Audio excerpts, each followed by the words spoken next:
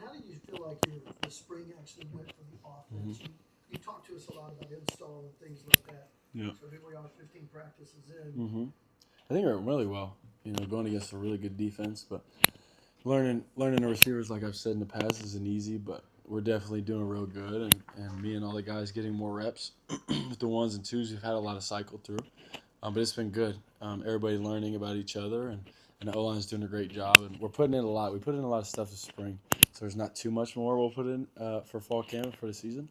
So everybody has a good grasp on it. But it's been good. As much effort as you've made personally to build a chemistry and a rapport with the receiver corps, to have guys get injured. I know that's part of football, but to have guys get injured in this time, and who knows when they're going to be back. How does that affect what you do? I mean, it sucks. Like as a person, it sucks. Like me and Giovanni. I went to his hotel room last night. He was staying in the hotel, and he's just a great human. So for that to happen really sucks. Like it does, but it's football, like you said, and that's just the way it is. And you build relationships with everybody, so that if one person you build a relationship what goes down, there's more relationships that you have. There's a lot of talent on this team, and we're at Oklahoma, so there's talent everywhere. And it's just getting to it and getting everybody to their most potential. John, and how fun has it been to teach this offense along with Arbuckle? Oh, it's been really fun. Me already knowing it has helped because I'm getting to my third year in it and helping everybody out because I know how it should look and I'm excited to see what it's going to become. Gentlemen, I know you're probably aware of just how bad this thing was last year offensively, and there's a lot of returning guys. Ben kind of talked about building up their confidence, the little victories. Have you sensed that, and how have you maybe helped build some of those guys' confidence back up? Yeah, I mean, first of all, like they're hungry for it. Like you said, it wasn't successful last year, and they don't like that. Nobody likes that. I mean, everybody here's competitive, and they want it really bad. So, I mean, it's not hard to get it out of them, but there is a little culture shift that's happened, and that's going to keep happening. Just like getting used to scoring touchdowns and celebrating and being happy for everybody, and then playing complementary football with the defense is something that's going to happen. But it's not easy, but it's definitely trending that way. In a different phase of the off season here. How much growth can you have between now and fall camp when it's just the player-led stuff and stuff you guys can do during the summer? I think a lot of the growth in the offseason comes in the summer because there's so much player-led stuff. The leaders have to come out, and you build a structure of leaders and followers, and you really build a culture. Because when the coaches aren't there, if everybody wants to goof off and the leaders want to goof off, you're not going to get anything out of practice. That's not going to happen here. We're going to have good practices without the coaches, and we're going to get better. And then, like the summer is about investing. Like you have so much time, no classes, and then you can just do whatever you want. And then as long as you choose to play football and get better at football, then it's great. Sorry about that. No, it's good. What are some of the specific areas that you've tried to push yourself since getting to Norman, and what is the result of that been? I think a lot of it is just being more calm in the pocket. I have athletic ability, and I can get out and break tackles, which I really enjoy. But just being able to really sit there and digest the defense and go through my reads is something that I'm trying to get better at every day. A lot of the cover zero stuff, it's not easy for anybody, but just having a plan, like before every play, having a plan. And this defense brings a lot at us, so it's good for me because I'm learning and they challenge me. But I'd say that's what I need to do. I've been watching a lot of Joe Burrow because his feet are just so calm, like they don't move sometimes. And I don't think I'll get to that point, but to watch the extreme of the calm feet, I'll get at least halfway there, and that would be just fine. And John, considering you're from Woodall, Texas, how cool is it just to perform on the big stage? You're only a couple hours from home. Yeah, actually, a lot of my family drove up. They're in the back right there. They snuck in. But it's great. Like when I was at Washington State, they couldn't travel like that to come see me, but now they're here, and it's awesome being closer to home, being around friends and family. John, how do you feel about your offensive line and kind of the chemistry with that group coming out of this spring? I really think they're doing a good job. A lot of people talk about them and question them, but they're doing a great job, and their coach is doing real good, and they want it too. Like I was just talking about the receivers earlier, like they're hungry for it, and they don't want to suck, and I don't think they did, but like they haven't at all, and they're doing a really good job, and they're just going to get better. We talked about the progression of the tight ends. Yeah. Spring, especially the last couple of practices, last few practices, couple of weeks. From your perspective, how have those guys come along? I think they've been doing fabulous because as a tight end in this offense, you have to know everything because we move them around so much. Their position in the offense changes a lot, so you have to know the schematics of every play to be able to figure out your role in that play because they have to block, run, catch. Like it's not easy, but I do think they're doing a great job. We have a lot of depth at that position, a lot of competition, which they enjoy, and they're good people too. I've heard their meetings are pretty fun. So, they're doing a good job. John Ben mentioned to us that he felt like implementing the offense, the guys kind of got it quicker than he realized. Did you kind of have that sense following Yeah. the spring that they kind of picked it up faster than? Yeah, definitely. We had a couple OTAs before spring ball, and there's flowing. Now there's a couple busts here and there, of course, because like we'd rather you play fast and make a mistake than play slow and do the right thing. Because if you play slow and do the right thing, you're not even doing the right thing. So as long as they play fast, the offense will work, and then playing fast and obviously doing the right thing is ideal. And they're getting there, and they're doing a good job. Do you ever have to play good cop to Coach Arbuckle's bad cop at times? We're typically on the same side of things. There's enough good copping around here, and it's you got to get on to some people here and there. But I mean, sometimes he gets pretty intense and says we're not doing good enough, and it's my job to pick everybody up. But sometimes when we're not doing good enough, we're actually not doing good enough. So I'm not gonna go tell him. I'm not gonna go lie to him. Do you think his intensity has surprised people that haven't been around him before? Maybe just because when we're not on the field, he's so calm and chill and builds great relationships with us. Like he's young. So yeah, probably. It surprises me sometimes. He just yells out of nowhere. It's like, what are you doing? No, but he's great. He's great. John, you built your relationship with him in Pullman. Mm-hmm. Were there things over these past 4 months that you learned about him, watching him operate in a different space? Mm-hmm. I think, like, to me, seeing him talk in front of a group of people is normal, and he's really good at it.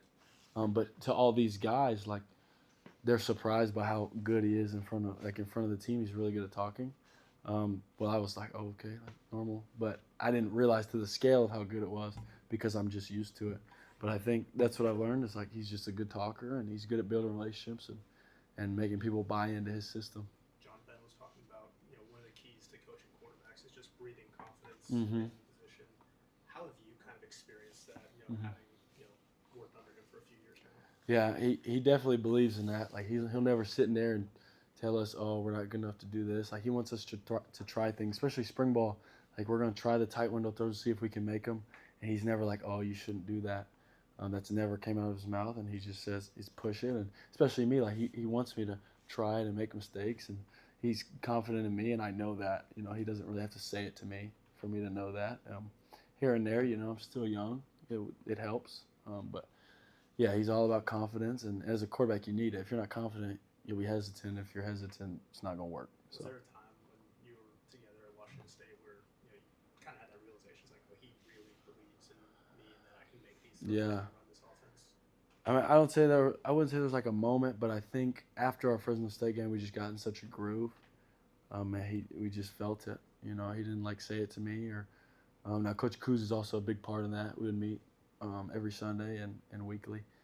And they both believe in me, and it's a great feeling to have at least two people believe in me, and then the whole building at Washington State believe in me, and that's just what I want to do here. John, you talked a little bit about the off season, but for you personally, how do you kind of approach it? Is it watching a lot of film? Is it getting together with different guys on the offense? Is it A lot of little golf. everything? A lot of golf. No, I'm just kidding. There will be golf, but watching film, breaking down the spring ball, and we have cut-ups about every completion, every incompletion, interception. I would just go through that and see what my mistakes are, and so that'd be the first thing. And then we have a bunch of exit meetings, so getting to see what the coaches think of me and how I did. And then in the summer, it's a lot of player meetings and getting to know, because Deion only had a couple practices, and then people like that coming back from things, and just getting to know the rapport of the receivers and just learning them more and more. You mentioned even just golf. Like, is there like a getting away from football Yes. aspect that's kind of important? during Yeah, the off-season? I mean, it's great if you can get away from football and hang around your teammates. I love football and I love everything that comes with it, so I don't need to fully get away, and just forget about it. Some people do. Some people are wired that way, not because they don't love it, but just because they need a break, and that's okay. I might take some time, just chilling, but I mean, my mind won't be chilling. Like my body will get a rest, but there's always something, and that's how I go with it. But everybody's different. I know there was a comfort level you coming here because Ben was coming here. Mhm. But what have you learned about Brent Venables as a coach, and how do you guys kind of coexist with your personalities? Yeah, I mean, he's pretty intense and he's pretty smart. It's fun seeing him get mad because we do something good. Not seeing him get mad because I do something bad. So it's good. I mean, we've been good. We've had a lot of good conversations about football and about life. And he was obviously good in the recruiting process. This is the only visit I took, so he did pretty good. So it's been a good relationship, and it'll just keep getting better. Joey talked to you about getting acclimated to this defense and just the team speed Mhm. and stuff. How important was, when you talked about Coach Arbuckle said you need to try a bunch of stuff during the Yeah. spring, how important was that this spring, knowing these defenses you'll see this Yeah. fall? I mean, it was really myself wanting to know how the difference in speed. Obviously coming from a lower level, it's not a bad level by any means, but it's lower. It's not the SEC. I mean, this is one of the best, most confusing defenses in the country. So being able to do it and do it at a high level it's been fun. And like I wasn't sitting there like, oh, I really need to try to fit this in window, but I wasn't holding back, and it worked out just fine. So I plan on not really holding it back. So. Something else Ben talked about was adjusting to expectations when you come to a place like Oklahoma. Mhm. From your perspective, you're a guy that led the nation in touchdowns and Mhm. top 5 in total yards and all that. Expectations are, oh, he's going to come to Oklahoma and do that here. From your perspective, how does that work mentally to adjust to those expectations? I mean, that is the expectation. Like, I don't sit there and wake up every morning like, oh, I need this many touchdowns, this many yards. Winning games is the only goal. Now, winning games and doing it for the team, in turn, those things should happen because this offense should be pretty explosive. And then running the ball and the +1 run game is really what gets those extra touchdowns in there, which, sorry, running backs. And I'm not saying that's going to happen this year, but that's just what happened last year. But that would be cool, to do that again. It was cool to do it last year. But we'll see. I'm just trying to win games.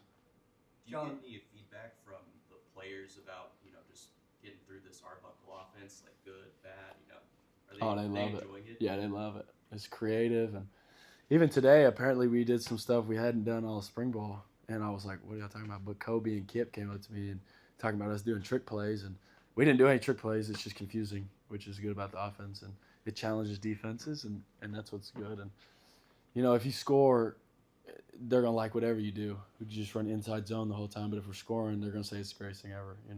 That's how anything goes.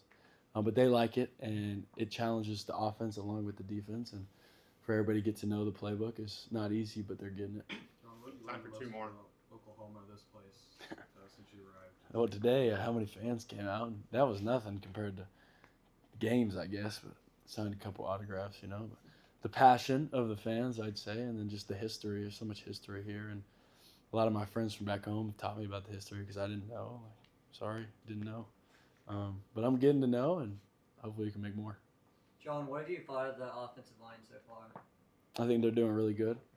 Like I said earlier, they're just building more connection within them, and because the O-line, you got to learn each other, learn the guy next to you, and the coach is doing a great job. Thank you, John. Of course, Thanks, John. of course. Yeah.